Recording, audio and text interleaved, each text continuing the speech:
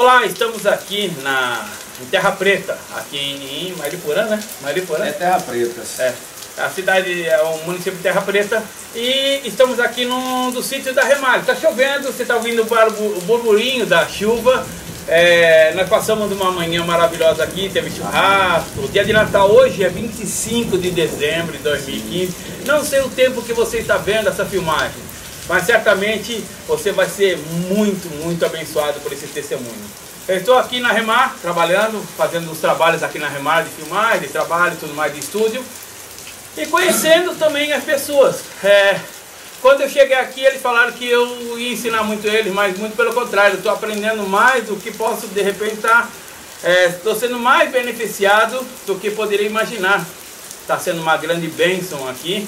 E nós estamos aqui com Renato Pereira dos Santos. Renato Pereira, ele é um interno, ele já passou pelas primeiras fases.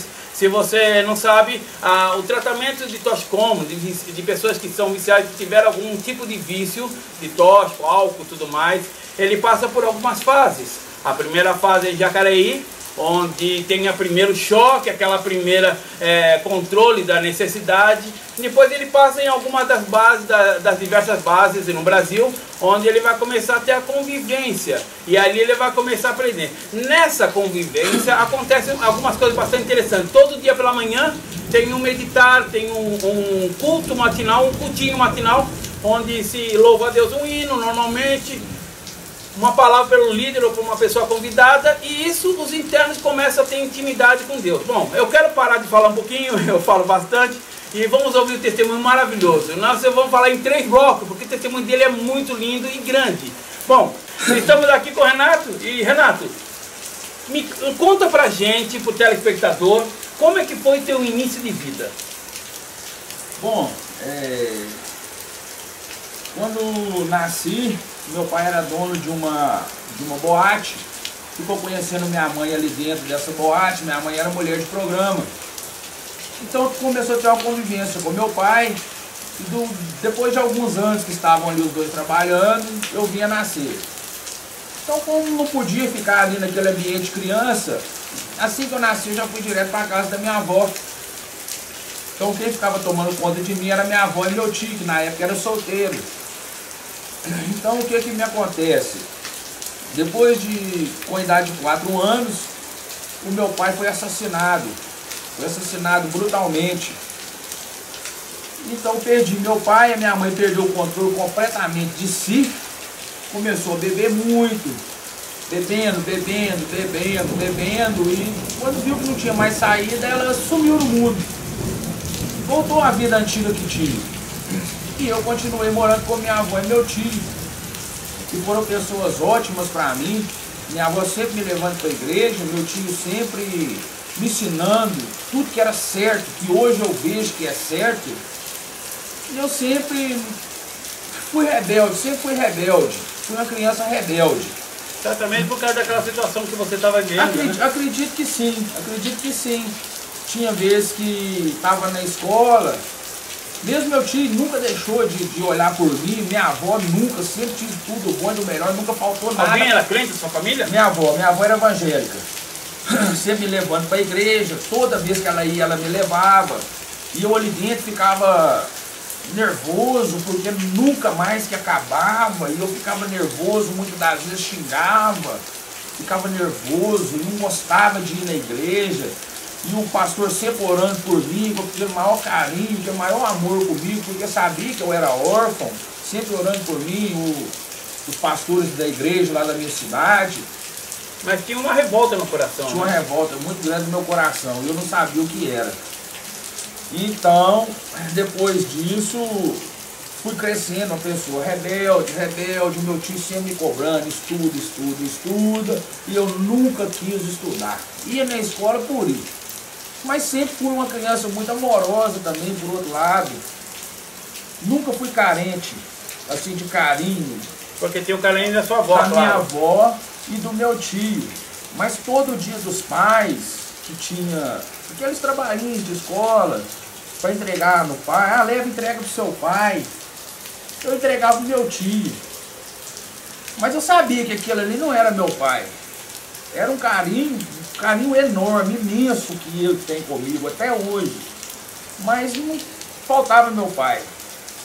E no Dia das Mães a mesma coisa. Muitas vezes chegava dia de reunião na escola, eu via... Os meninos chegavam na sala, na porta da sala, falavam, ela é meu pai, ela é minha mãe. E eu, né? Eu meu pai, como é que foi ali depois ali, seguindo adiante? Então, fui crescendo uma criança revoltada. Não, com essa revolta eu não sabia de onde que vinha, porque da minha família não era. Porque todo amor, todo carinho eu tive. Então fui crescendo, e com 16 anos meu tio colocou uma responsabilidade na minha mão, ele tinha uma relojoaria na época, entregou aquela relojoaria na minha mão, sem eu nunca ter nem pegado um relógio na minha vida. Então ali já foi uma responsabilidade a mais que eu tive. Poderia estar bem hoje? Poderia. Está muito bem financeiramente, porque ali era uma fonte de dinheiro muito grande, mas devido às más amizades, que eu achava que eram meus colegas na época, vinha conhecer a maconha, fumava, mas muito pouco. Conheci uma menina na escola, a gente namorou por um tempo, ela teve uma filha minha.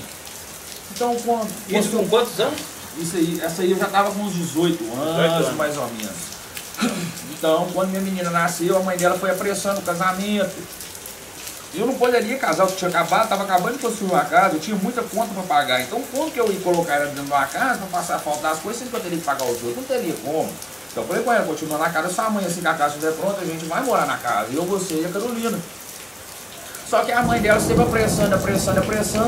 Acabou que um dia eu cheguei lá no Dia das Mães alcoolizada, a mãe dela falou que eu não queria casamento, nada. Peguei, fui, xinguei ela e larguei pra lá. A partir desse dia, começaram a afastar essa menina de mim. Então foi mais uma revolta pra mim. Aí comecei a encontrar solução na droga. Pensava que era solução. Eu comecei a fumar mais maconha, já comecei a usar cocaína, usando cocaína. Isso 18 anos? Isso já estava de 18 para 20 anos. Cocaína, eu já comecei a usar muita cocaína. Dali, eu já comecei a desfazer das coisas que meu pai tinha deixado para mim. Seu pai tinha deixado os seus bens? Seu pai, seu padrasto, seu tio? Não, meu pai mesmo. Meu pai. Meu pai mesmo, quando ele morreu, todos os bens que ele tinha adquirido na vida, já estava tudo, já tinha colocado tudo no meu nome antes de morrer. Então não teve partilha com a minha mãe. Sim. Então ali eu já comecei a usar droga, vender minhas coisas, vendi um lote aqui, vendi um lote ali. E se desfazendo, na realidade, por foi se desfazendo, e aquela amargura muito grande, muito ódio no coração, só vontade de fazer coisas ruins, mas sempre coisas ruins comigo e não com o meu próximo.